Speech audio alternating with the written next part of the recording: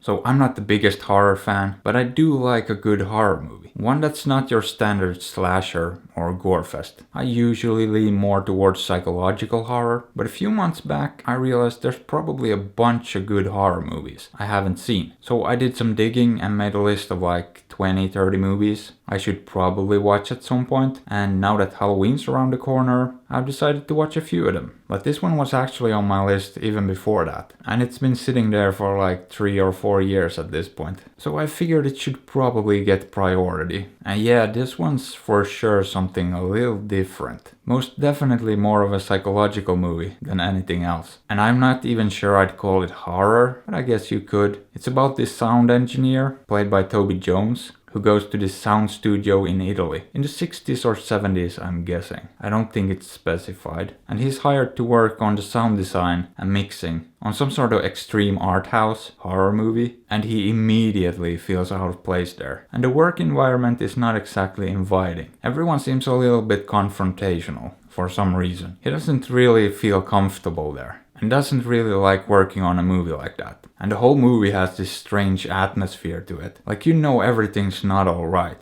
but you really don't know what's going on. But it's not until like the third act when things really go off the rails. And this movie gets super meta. And it starts blurring the lines between reality and the movie they're working on. And then after a while, it just sorta ends. And I'm not really sure what to make of it. But I enjoyed the ride, and it was kind of fun in a weird way. But I'm not really sure what it's about. Being pushed to your limits maybe? I really don't know. But I do know I liked the visual language of the movie. It was very good looking, but it had this kind of classic feel to it. It didn't feel super modern, and it did a few interesting things. First of all, we never see the movie they're working on. We just hear the sounds they're recording, and kinda have to imagine what's going on. The second thing is the kinda detached way everyone working there acts. Because it's obviously a pretty gory and extreme movie, but they're just trying to push through and get the job done. And so is Toby Jones, but he just gets more and more disillusioned and really doesn't want to be there. And it all affects him way more than anyone else. And then there are these odd, reoccurring themes of spiders and letters from his mom, but I could never figure out what the hell those were about. So this is a kinda strange movie, but I really liked it for some reason. It was a bit different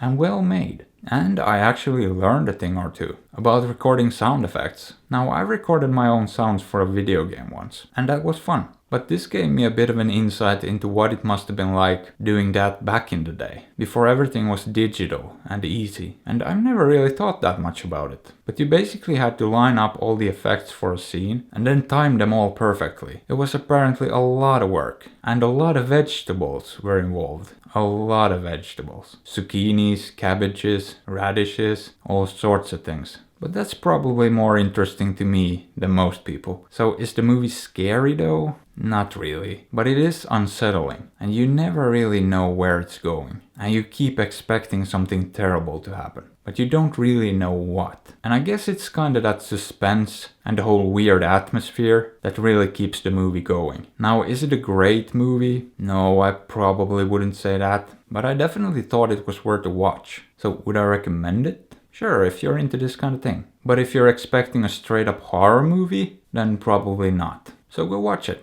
Or don't. I'm still not your dad.